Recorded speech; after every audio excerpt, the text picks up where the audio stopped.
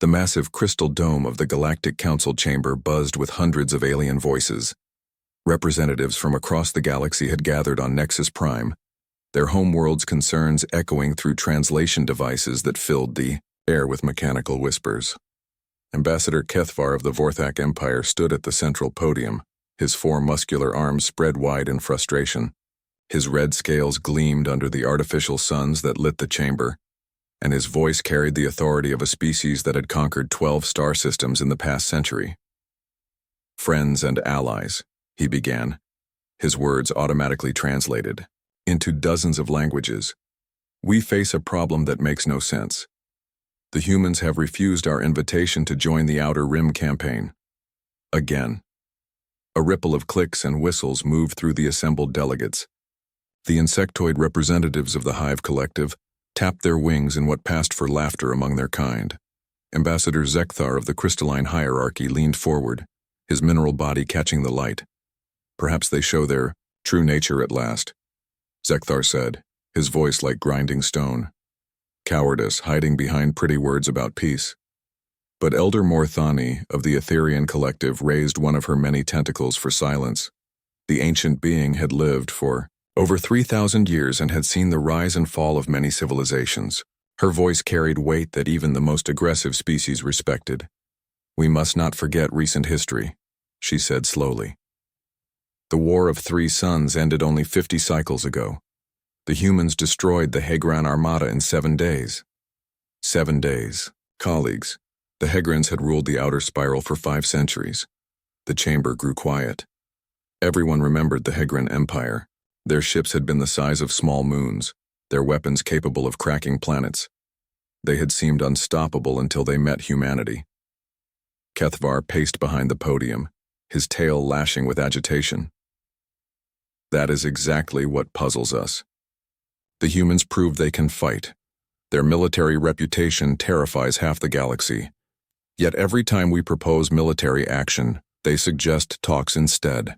They send diplomats where we need warriors." Dr. Velnara of the Etherian Collective listened from her seat in the research section. As the galaxy's leading expert on alien cultures, she had studied dozens of species across thousands of worlds. But humans remained an enigma that fascinated her scientific mind. The debate continued around her. Representative Golak of the Warsinger clan struck his ceremonial drums. "My people respect only strength. Humans showed strength against the Hegrans. Now they show weakness. Which is their truth?" "Maybe they got lucky," suggested Ambassador Lix of the Merchant Federation. Her people valued profit over warfare and preferred any solution that kept trade routes open. "Maybe they won by accident and now they know they cannot win again." But Dr. Velnara had read the classified reports from the War of Three Suns. Luck did not explain what the humans had accomplished.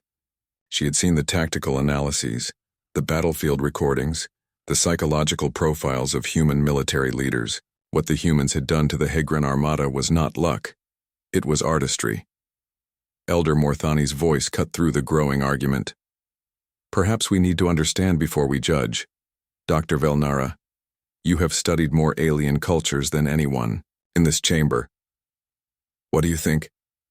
All eyes turned to the young scientist. Velnara stood slowly, her bioluminescent skin shifting to pale blue as she considered her words carefully. "Honored Elder, I believe we may be looking at this backwards. Instead of asking why the humans avoid war, perhaps we should ask why they are so good at it when they choose to fight." Kethvar's scales darkened with impatience. "What difference does that make? They refuse to fight now. That is what matters for our campaign." "With respect, Ambassador, it makes all the difference," Velnara replied. "Every species in this chamber has a military tradition. We all understand war as an extension of policy, a tool to achieve goals. But what if humans understand something about war that we do not?" The chamber buzzed with confused conversations. War was war. You fought until your enemy surrendered or died. What else was there to understand? Dr. Velnara made her decision. "Honored Council, I request permission to conduct a comprehensive study of human military culture. If we are to understand their current behavior, we must first understand their past." Elder Morthani's tentacles curled in approval. An excellent proposal. All in favor? The vote was unanimous, though some delegates clearly voted more from curiosity than conviction. Kethvar himself supported the motion, hoping it would prove that humans had simply lost their fighting spirit. Within days, Dr. Velnara found herself aboard a diplomatic transport headed for the blue and green world humans called Earth. As the ship jumped to hyperspace, she reviewed everything known about human military history. The files were surprisingly sparse for such a supposedly fierce warrior race. What she did find intrigued her. Humans seemed to approach warfare differently than other species.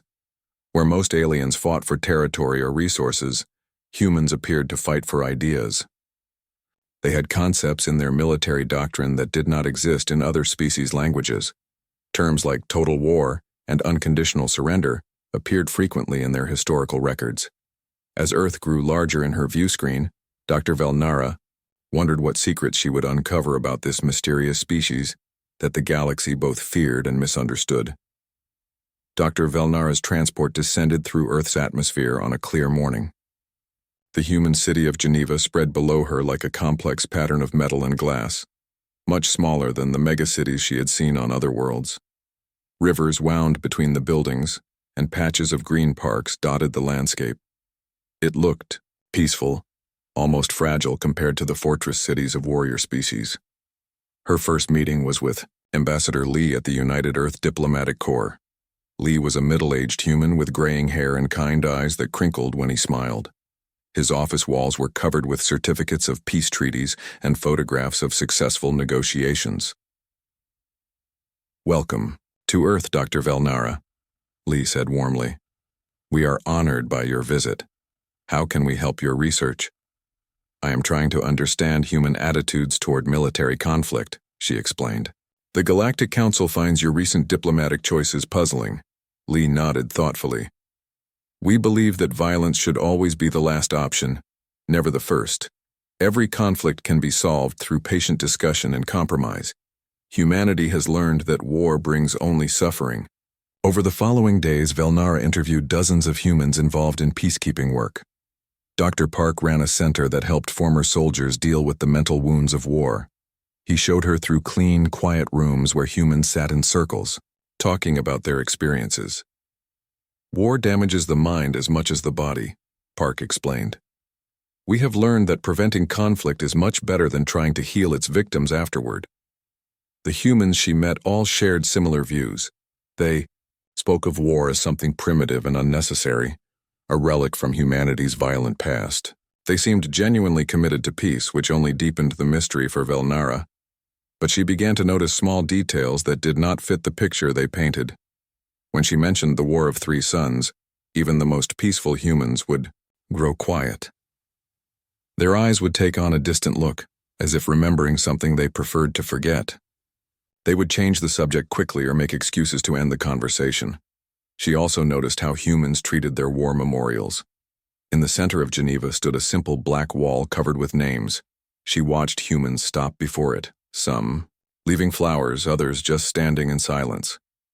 The reverence they showed was unlike anything she had seen from other species.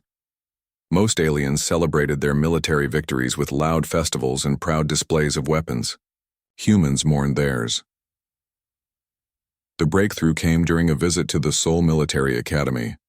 Colonel Kim had agreed to show her their training facilities. Velnara expected to see ceremonial guards or perhaps simple police training. Instead, she found herself watching the most intense military exercises she had ever witnessed.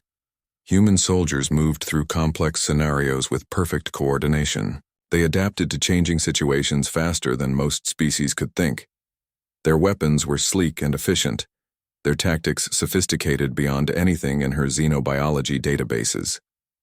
Most disturbing of all, they fought with a controlled aggression that reminded her of predators playing with their prey. "Your peacekeeping forces train very seriously," she observed to Colonel Kim after watching a particularly brutal combat simulation. Kim was a quiet man with steady hands and sharp eyes that seemed to see everything around him.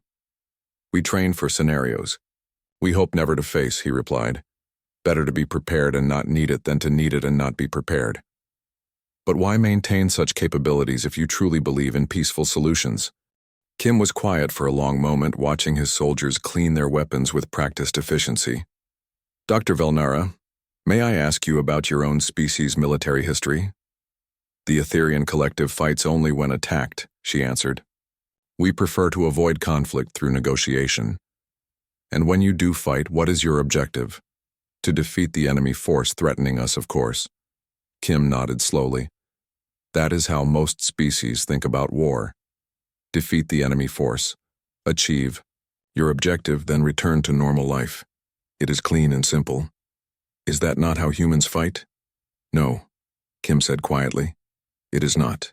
That evening, Velnara walked through the streets of Seoul trying to understand what she had seen. The city was bustling with life, full of humans going about their daily business. They looked so ordinary, so peaceful. Yet she had seen their military capabilities. The disconnect was becoming more troubling with each passing day. She stopped at a small restaurant where she struck up a conversation with the owner, an elderly woman named Mrs. Choi. The woman was friendly and talkative, eager to share stories about her city and her family. My grandfather fought in the old wars, Mrs. Choi mentioned casually while serving Velnara tea, before we learned better ways to solve problems. What did he tell you about those times? Mrs. Choi's cheerful expression faded. He said war was the worst thing humans could do to each other. He made me promise to always choose peace no matter the cost. Did he explain why? The old woman stared into her teacup for a long moment. He said that when humans fight, they do not just try to win.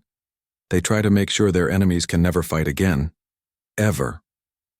As Velnara walked back to her quarters that night, Mrs. Choi's words echoed in her mind. She was beginning to suspect that human peace was not born from weakness or evolution beyond violence. It was something else entirely, something that might be far more dangerous than the galaxy realized. Colonel Yoon sat across from Dr. Velnara at a small cafe beside the Han River. The morning sun reflected off the water, creating dancing patterns of light that seemed to mesmerize the veteran officer. His service record showed 20 years of military service, including command positions during the War of Three Suns, but most details remained classified at the highest levels. Velnara had requested this meeting after Colonel Kim suggested that Yoon might be willing to share perspectives that others could not. Now, watching the man's careful movements and the way his eyes constantly scanned their surroundings, she realized she was sitting with someone who had seen things that changed him forever. You want to understand why we avoid war? Yoon said without waiting for her questions. His voice was calm but carried an undertone that made Velnara's skin prickle with unease. The Council thinks we have become soft, yes? The evidence suggests humanity has evolved beyond its aggressive past, Velnara replied carefully. Your species consistently chooses diplomatic solutions over military ones. Yoon smiled, but there was no warmth in his expression. Doctor, what do you know about the Hegran Empire before we fought them? They were one of the most powerful military forces in the galaxy. Their ships were massive, their weapons advanced. They had conquered dozens of systems over 5 centuries. They were also honorable warriors, Yoon continued. They followed strict rules of engagement. When they conquered a world, they would defeat the military forces, occupy strategic locations, and then integrate the population into their empire. Clean, efficient, traditional warfare. Velnara nodded. This matched everything in her historical databases about pre-war Hegran tactics. Yoon activated a secure device on the table between them. A holographic display appeared, showing classified combat footage from the War of Three Suns. The images were unlike anything Velnara had seen in her studies of interstellar conflicts. The first scene showed a Hegran battle fleet approaching, a human colony world. The alien ships were enormous, each one the size of a small city. Their formation was perfect, their approach confident. They had done this hundreds of times before, but the human response was something entirely different. Instead of meeting the fleet in traditional space combat, human forces seemed to vanish. The Hegrans found empty orbital stations and abandoned defense platforms. Confused, they began landing troops on the planet's surface. Watch carefully, Yoon said quietly. The landing went smoothly at first. Hegran soldiers established beachheads and began advancing toward population centers. Then the attacks began, but not in any way the Hegrans expected. Human forces struck from hidden positions, used guerrilla tactics, and then disappeared before the aliens could respond. But that was only the beginning. The footage showed human psychological warfare operations that made Velnara's scientific mind recoil in horror. Captured Hegran communications were intercepted, altered, and broadcast back to enemy units. The changes were subtle but devastating, designed to create confusion and mistrust among alien commanders. The Hegrans expected us to fight for territory, Yoon explained as the images continued. They thought we would try to defend specific locations and defeat their forces in traditional battles. They did not understand that humans do not fight for ground. We fight to win. The holographic display showed human forces targeting not just military objectives, but Hegran supply lines, communication networks, and morale. They attacked the enemy's ability to function as a coordinated force. Worse, they began broadcasting psychological warfare directly into Hegran ships, using their own cultural symbols and beliefs against them. We studied their psychology, their social structures, their deepest fears, Yoon continued. Then we used all of it as weapons. Velnara watched in fascination and growing horror as human tactics systematically destroyed Hegran unity.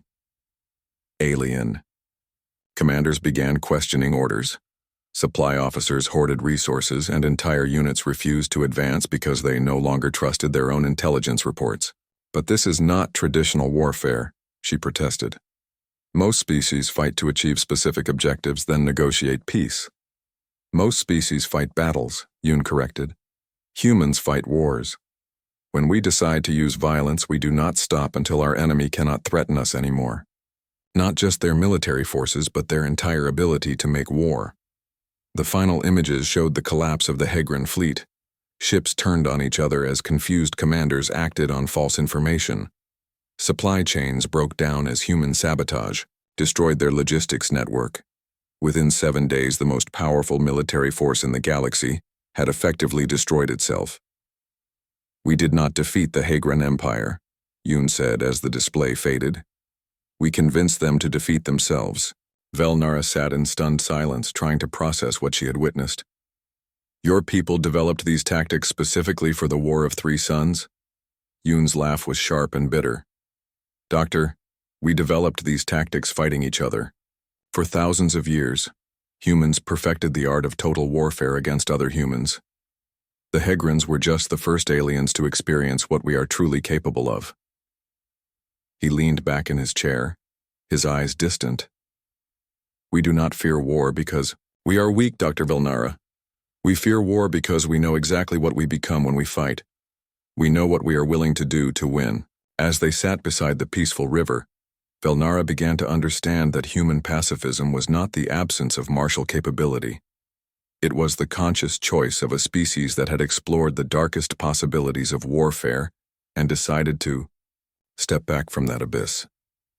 Dr. Velnara followed Archivist Cho through the underground vaults beneath Seoul's National Defense University. The corridors were lined with quantum storage devices that hummed softly in the dim light. Each unit contained centuries of human military history, most of it classified at levels that required special authorization from the highest government officials. Colonel Yoon's security clearance had opened doors that few non-humans had ever seen. Cho, a thin man with gentle eyes and careful movements, served as humanity's chief military historian. His job was to preserve the complete record of human warfare, including the parts that most humans preferred to forget. Most species study war as a tool, Cho explained as they walked. Humans had to study war as a disease. We needed to understand it completely before we could cure ourselves of it. The first records Cho showed her dated back thousands of years to humanity's earliest conflicts. Velnara expected to see primitive battles between small tribes, similar to the early development of warfare on other worlds. Instead, she found something that disturbed her scientific understanding of military evolution. Even your ancient conflicts were unusually complex, she observed, studying tactical diagrams from Earth's classical period. Unable to fight back. We learned early that defeating an army is temporary, Defeating a culture is permanent. The historical record showed human military thinking developing along paths that simply did not exist in other species' evolution.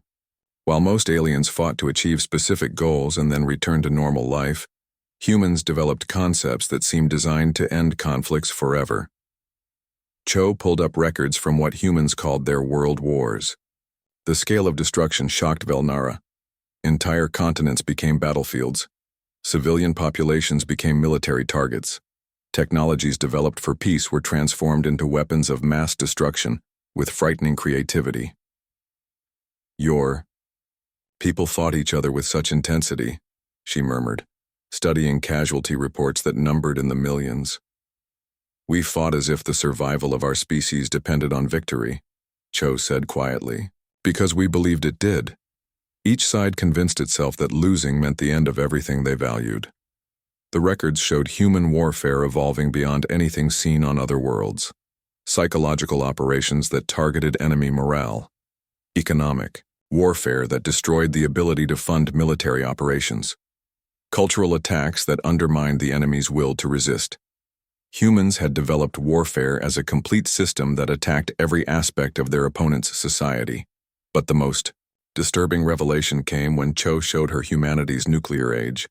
Velnara stared at footage of mushroom clouds rising over human cities, at the shadows burned into concrete where people had been standing when the weapons detonated. You actually used planet-killing weapons against your own species? She asked. In horror. Twice, Cho confirmed. And we built enough of them to destroy our entire world many times over. We called it mutually assured destruction. If anyone started a nuclear war, everyone would die. The logic was insane by the standards of any other species Velnara had studied. Most aliens developed weapons to defeat enemies, not to guarantee their own destruction. Yet humans had created a military doctrine based entirely on the threat of species suicide. How did you survive such madness? Cho was quiet for a long moment, staring at images of human cities reduced to radioactive ash. We scared ourselves. For the first time in our history, we created something that even humans were afraid to use. The records showed how close humanity had come to extinction. Multiple times, human leaders had nearly triggered global nuclear war over political disputes. Military computers had malfunctioned and almost launched automatic counterstrikes. Individual officers had held the power to end human civilization and had chosen not to use it. We realized that our own military genius was about to kill us all, Cho continued. So we made a choice. We could continue perfecting the art of total warfare until we destroyed ourselves, or we could step back and find another way. Velnara studied records of humanity's gradual shift toward diplomatic solutions. It was not a sudden change, but a deliberate transformation that took centuries to complete. Humans had systematically redirected their military creativity toward preventing conflicts instead of winning them, but they had not abandoned their capabilities. Cho showed her classified files on current human military technology. The weapons were more sophisticated than anything used in the ancient wars, the tactics more refined, the psychological operations more subtle. Humans had not forgotten how to wage total war. They had simply chosen not to. Every human child learns this history, Cho explained as they walked past displays showing the evolution of human military thought. We teach them what we are capable of so they understand why we choose restraint. The final stop was a vault containing humanity's entertainment media. Velnara was surprised to find that human fiction was filled with war stories, but they were, unlike the heroic military tales popular on other worlds. Human war stories were warnings, cautionary narratives about the price of violence and the ease with which civilization could collapse. Other species glorify their military victories, she observed. Humans remember our defeats, Cho replied. Every war we fought taught us something new about the cost of violence. We keep those lessons alive in our stories so we never forget why peace is worth fighting for. As they returned to the surface, Velnara realized that human pacifism was not the abandonment of their warrior nature. It was the ultimate expression of strategic thinking by a species that had pushed warfare to its logical conclusion and consciously chosen to step back from the brink of self-destruction. The Galactic Council chamber fell completely silent as, Dr. Velnara approached the central podium. Representatives from hundreds of worlds had gathered to hear her report on humanity, their expectations ranging from confirmation of human weakness to revelations about their military secrets. The crystalline, dome-overhead focused light on her small figure as she activated the presentation system. "Honored colleagues," she began, her voice carrying clearly through the translation matrices. "I must begin with a correction. Everything we believed about human military behavior is wrong." Ambassador Kethvar of the Vorthak Empire leaned forward, in his seat his red scales darkening with interest. Elder Morthani's tentacles curled in anticipation. Even the usually indifferent crystalline hierarchy representatives focused their mineral attention on the speaker.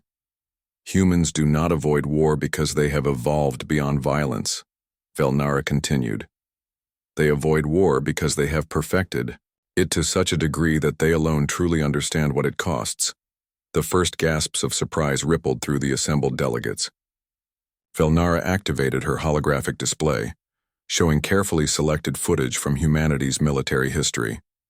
She had spent weeks editing the material to comply with human classification requirements while still conveying the essential truth. "Most species in this chamber fight wars to achieve specific objectives," she explained, as images of typical alien conflicts played above the assembly. "Defeat enemy forces, capture territory, secure resources, then negotiate peace. This is warfare, as we understand it." The display shifted to show human conflicts. Even the edited footage was disturbing in its intensity and scope. Cities reduced to ash, entire populations displaced, technologies of peace transformed into instruments of systematic destruction. Humans developed warfare as a complete system, designed not just to defeat enemies but to eliminate their capacity for future resistance.